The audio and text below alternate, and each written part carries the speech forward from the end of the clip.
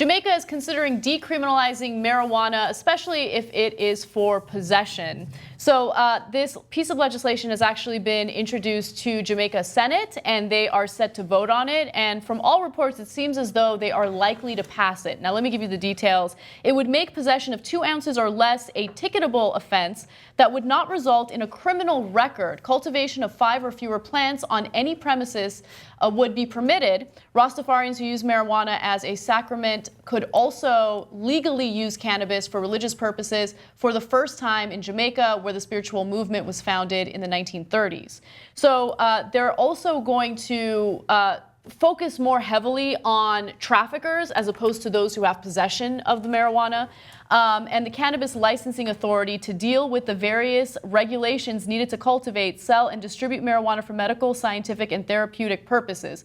So they're going to use the money that they earned from, let's say, taxing it and selling it and all of that to basically fund an educational campaign for people to be discouraged from smoking marijuana, which I think makes more sense. Yeah. So decriminalize it when people have it for, personal use, and then whatever funds that you earn, use that to create an educational campaign to deter people from smoking. You know what? You're Jamaica. Maybe just embrace it. Like, don't spend a lot of money. I bet there are things in Jamaica that you could spend the money better on than an educational campaign to not get Jamaican kids to smoke marijuana.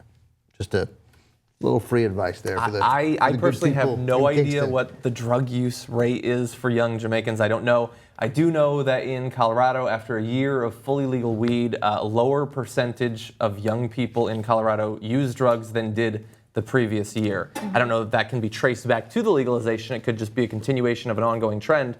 But it certainly flies in the face of people who think that legalizing it means that every kid's going to be smoking up all the time. Well, I just said, but regardless of what the percentages are of young Jamaicans who use marijuana, it is part of the culture there.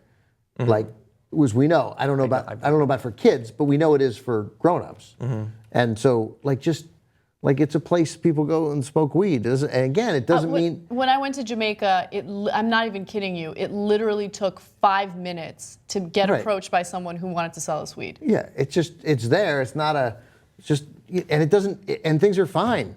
Yeah, so, I think that's the most important thing to take away from this, right? I mean, I don't care if it's the United States, I don't care if it's Jamaica, I don't care which country it is. The fact that anyone gets criminalized for possession of marijuana is absolutely ridiculous. And look, this is just...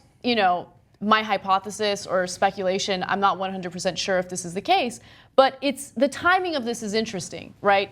And I think that the United States does, in a lot of cases, serve as an example to other countries. And if you have states legalizing marijuana for recreational use here, if you have states that have legalized marijuana for medicinal use here, it sends a message to other countries that, hey, you know what, this isn't something worth wasting resources on. We should stop criminalizing and incarcerating people for this. And that's a good thing. For once, I feel like the U.S. is on the right track when it comes to one particular issue. So we'll see what the impact will have internationally.